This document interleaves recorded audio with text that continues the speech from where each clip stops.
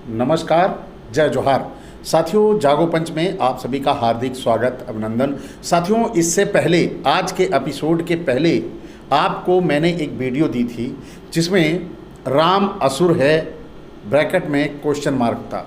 तो साथियों, आप सभी को मालूम होगा कि क्वेश्चन मार्क का क्या मतलब होता है। क्या वास्तव में राम असुर था? तो पिछले वीडियो में ये बात थोड़ी अधूरी रह गई थी कि वास्तव में वो राम कौन था, या वास्तव में क्या राम असुर था। आखिर असुर क्या है, असुर का मतलब क्या है, इसके पीछे हमें पूरी तरह जब जानकारी नहीं होगी, आखिर राम का समय और ऋग्वेद का समय दोनों में बहुत अंतर है, तो आखिर ऋग्वेद में राम का नाम आया कहाँ से, सवाल उठता है, बहुत बड़ा सवाल उठता है। और सवाल जो ना उठाए वह मानव नहीं है, वह पशु समान है मेरी नज़र में। क्योंकि जब तक हम किसी चीज़ को, छोटी छोटी चीज़ों को जब हम गौर से देखते परखते हैं, जैसे बाज़ार में अगर हम सब्जी लेने जाते हैं तो टमाटर लेते हैं या कोई सब्जी खरीदते हैं तो 4 बार उलट पलट कर देखते हैं। लेकिन ईश्वर के नाम को अगर हम लेते हैं तो आस्था और विश्वास में हम अपनी आंखें बंद कर लेते हैं। आखिर क्यों? ज़रूरत है आंखें खोल के ईश्वर को महसूस करने की, आंखें खोल के ईश्वर पर विश्वास करने की, बंद करके नहीं। जब ईश्वर है तो आस्था और विश्वास नहीं, जब ईश्वर है तो सब कुछ ईश्वर का है और इसके अलावा कुछ और नहीं है। तो हमें ईश्वर पे आस्था दिखाने की क्या ज़रूरत है? क्या ईश्वर क्रूर है? वो चाहता है कि हम पे आस्था रखें, और क्या वह कुछ लोगों को इसका अधिकार दे देता है कि तुम जाओ धर्म के नाम पर धरती पर दंगा फैलाओगे, धर्म के नाम पर 50 धर्म बना लोगे, धर्म के नाम पर एक दूसरे से घृणा करोगे? क्या ऐसे अनेकों ईश्वर हैं जो अनेकों धर्म बनाकर पूरे विश्व में लोगों को बरगला रहे हैं?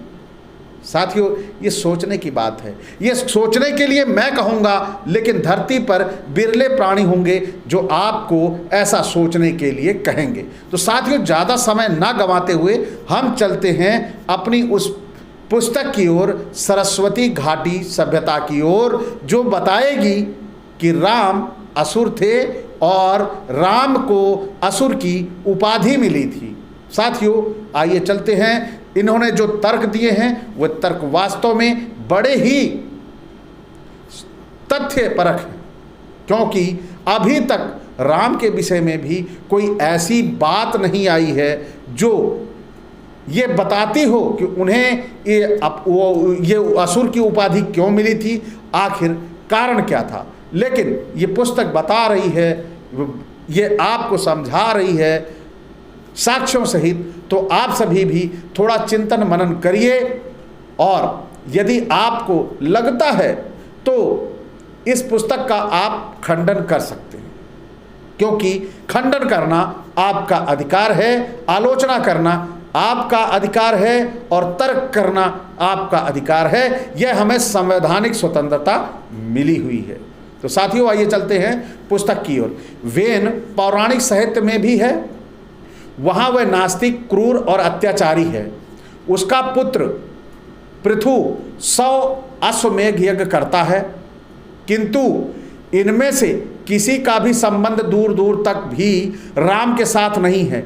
सूर्यवंशी इक्ष्वाकु कुल में अनेना के पुत्र पृथु राम से 50 पीढ़ी पहले के अयोध्या के नरेश हैं, जबकि ऋग्वेद 10:93-14 में राम और पृथु का संबंध अधिक दूर नहीं लगता। ये मैंने 10:93-14 जो बोला है, इसका मतलब है 10वां अध्याय 93वां सूक्त और 14वां सुलेख नंबर।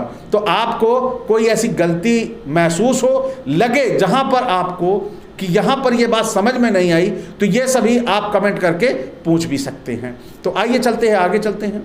अतः हमें किन्हीं ऐसे चरित्रों पर विचार करना होगा जिनका संबंध राम कथा के राम से भी हो और वैदिक साहित्य में भी वर्णित हो। अप्रत्यक्ष तो ऐसा इंद्र आदि कई चरित्र हैं, किंतु प्रत्यक्ष प्रचलित और मुख्य केवल 3 ही है। प्रथम सुदास, दूसरा वशिष्ठ और तीसरे विश्वामित्र। अगर विश्वामित्र आ रहे हैं, वशिष्ठ आ रहे हैं, तो निश्चित तौर पर इन दोनों के कॉम्बो में राम भी साथ जरूर होंगे, ऐसा सभी का मानना है। और निश्चित तौर पर यही साक्ष्य का बहुत बड़ा कारण है, जब क्योंकि विश्वामित्र और वशिष्ठ ने अलग राम का कहीं किसी पुस्तक में जिक्र नहीं किया, क्योंकि वही एक राम था जो आज हमारे सामने मर्यादा पुरुषोत्तम के रूप में है। तो आइए चलते हैं आगे। वैदिक सुदास पैजवन और राम दाशरथी दोनों के ही गुरुओं के रूप में वशिष्ठ और विश्वामित्र हैं। गौर करिएगा आप, दोनों राजाओं के जीवन में विश्वामित्र बाद में आते हैं। यह साभ्य अन्यथा नहीं हो सकता, यानी ये जो साम्य है, इसमें साम्य लिखा है, प्रिंटिंग त्रुटि हो सकती है, लेकिन इसको साम्य, ये जो साम्य है अन्यथा नहीं हो सकता, क्योंकि सब एक ही समय पे आ रहे हैं। और सुदास पैजवन और राम दाशरथी का कोई ना कोई संबंध अवश्य होना चाहिए। इस संबंध को जानने के लिए सर्वप्रथम बनी बनाई या किसी समस्या के समाधान न मिलने पर उपजती आसान सी धारणा को त्यागना होगा कि वैदिक विश्वामित्र और वशिष्ठ पौराणिक विश्वामित्र और वशिष्ठ से भिन्न रहे होंगे। किन्हीं समस्याओं के समाधान के लिए हर युग में कई विश्वामित्र और वशिष्ठ रहे होंगे। सोचना समस्या को और अधिक उलझा देगा। तो यहाँ पे क्या बताने का काम किया है? बताने का काम किया है कि हर युगों युगों में, जैसे राम का कोई अलग नाम नहीं है, कोई और ना राम नाम का व्यक्ति नहीं आया है ना, इसी तरह कृष्ण नाम का भी कोई व्यक्ति नहीं आया। तो यहाँ पर सोचने वाली बात है, वशिष्ठ नाम के भी कई व्यक्ति रहे होंगे और विश्वामित्र के नाम के भी कई व्यक्ति रहे होंगे। ऐसा सोचना समस्या को जन्म देगा और वह उलझा देगा। यही लेखक आपको बताना चाहता है। सरस्वती नदी प्रदेश की राजनीति में एक ऐसी घटना घटी थी जिसने सभी मर्यादाओं, सभी आयामों को पलटकर समूचे सरस्वती प्रदेश को असमंजस, अनिश्चितता, अराजकता, ईर्ष्या, वैमनस्य, संघर्ष के भयावह वातावरण में धकेल दिया था।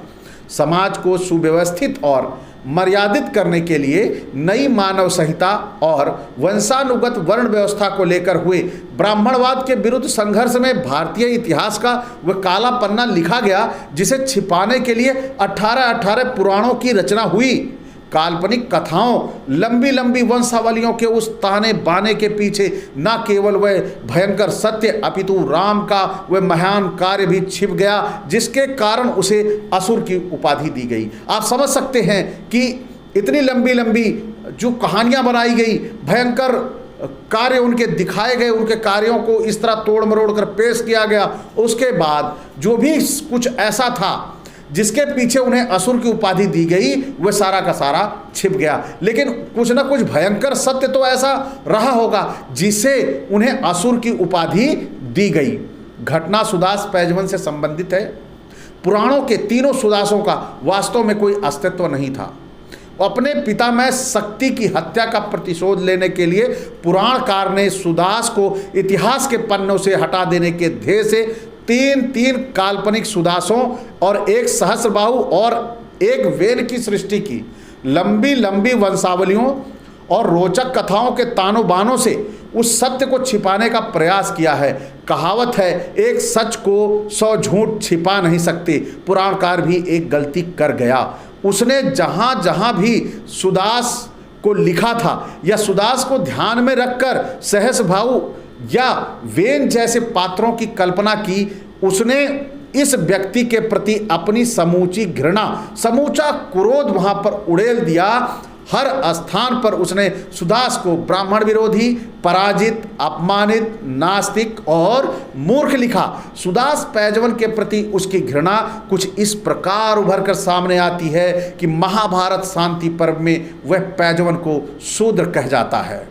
अपने प्रतिद्वंदी विश्वामित्र को नीचा दिखाने के लिए हरिश्चंद्र के यज्ञ में वशिष्ठ एक ब्राह्मण की बलि अंगिरा वंशी अजिगृत ऋषि के पुत्र सुनशैप की देने से भी नहीं चूकता, यानी वशिष्ठ एक ब्राह्मण की बलि भी दे देता है और हरिश्चंद्र को विश्वामित्र द्वारा एक शवदाह का कार्य करने वाले चंडाल के हाथों बेच देने की रोचक और कर्णप्रिय है। कथा जो है रोचक और कर्णप्रिय है।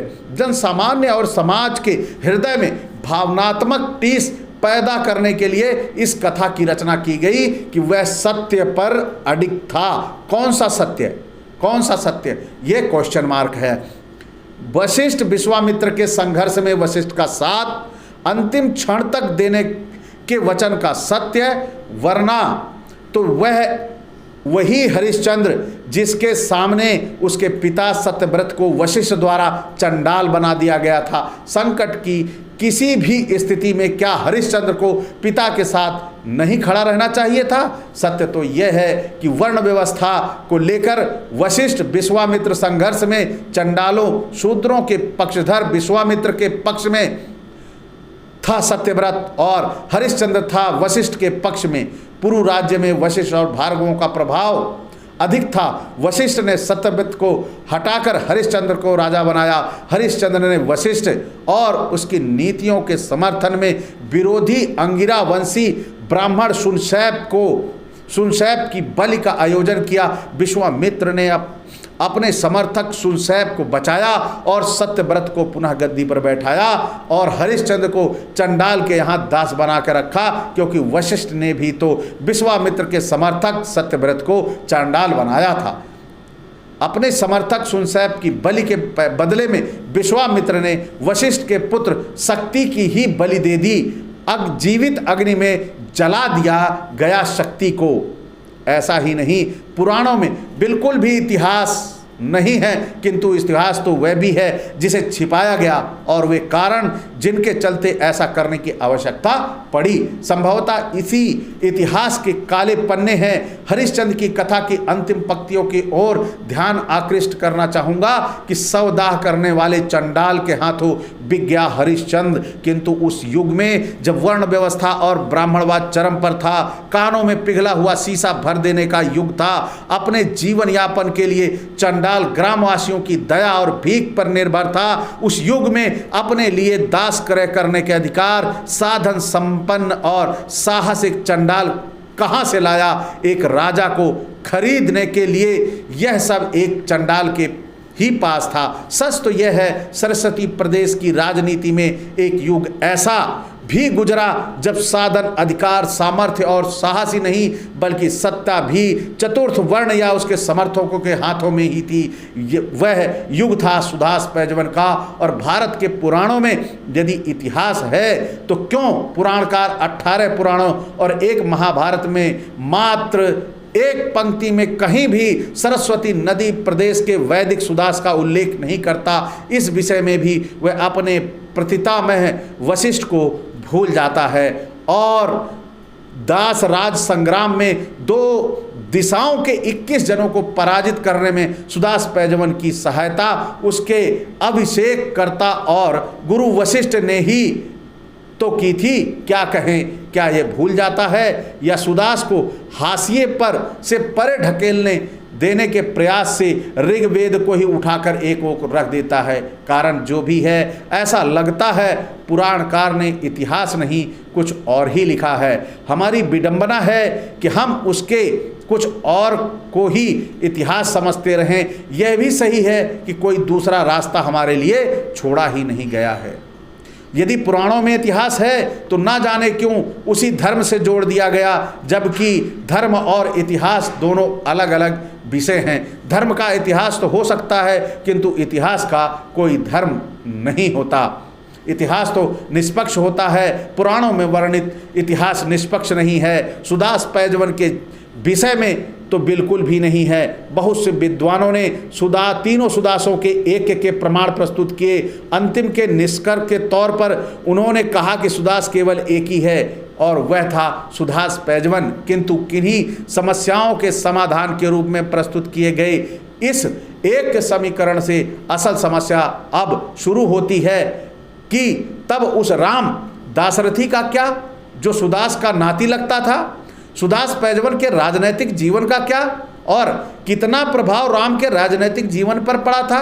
प्रभाव ना पड़ा हो ऐसा नहीं हो सकता, क्योंकि सुदास पैजवन ने अपनी पूरी जिंदगी, समूची जिंदगी में शत्रु ही शत्रु बनाए थे।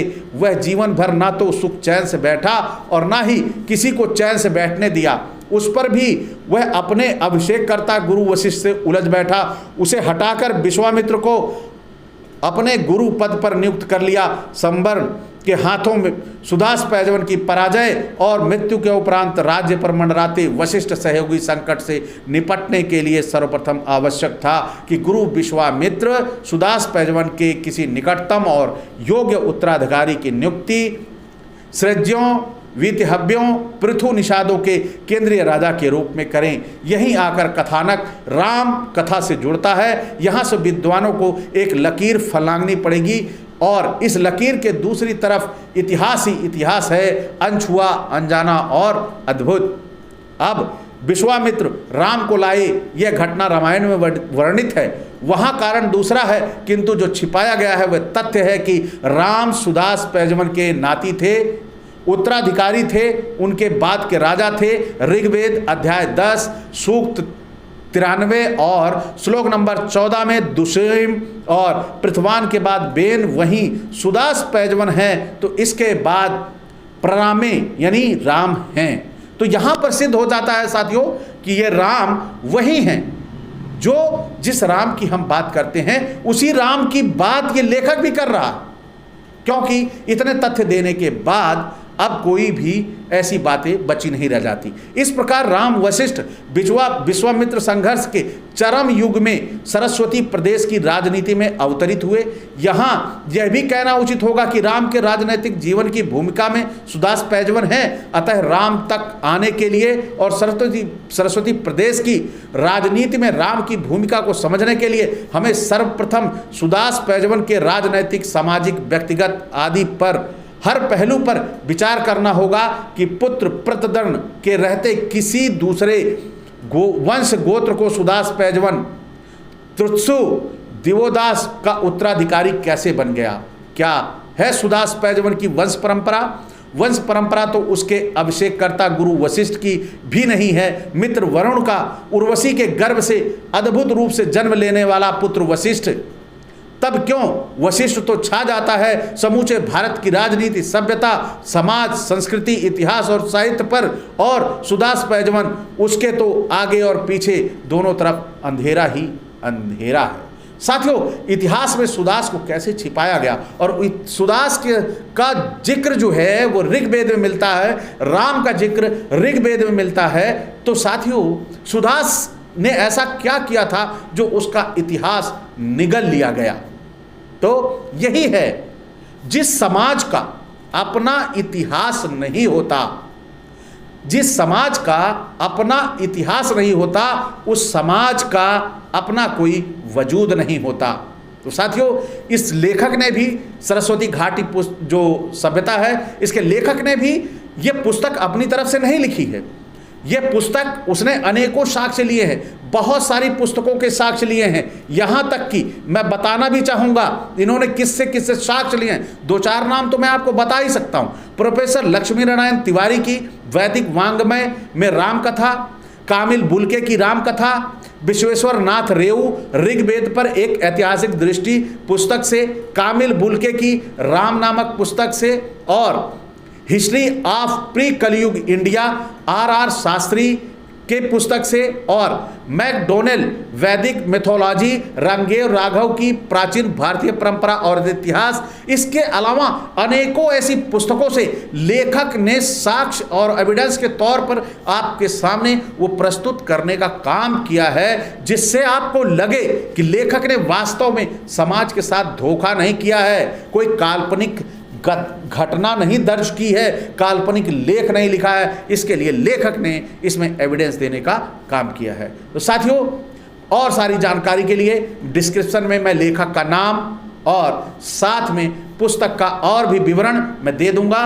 और इसी के साथ आपसे मैं विदा चाहूँगा, इसी एक अपेक्षा के साथ कि अगर आपको वीडियो अच्छा लगा हो तो लाइक करें, और साथ ही जो नए साथी देख रहे हैं उन्हें लगता है कि निश्चित तौर पर जागो पंच ने ऐसा वीडियो बना कर दिया है कि जो हमारे लिए काबिल है, तो आप चैनल को सब्सक्राइब करें, साथ ही बेल आइकन की घंटी दबा लें, जिससे हमारे वीडियो का नोटिफिकेशन आप तक त्वरित गति से पहुंच जाए। इसी के साथ आपसे मैं विदा चाहूँगा। नमस्कार, जय जोहार।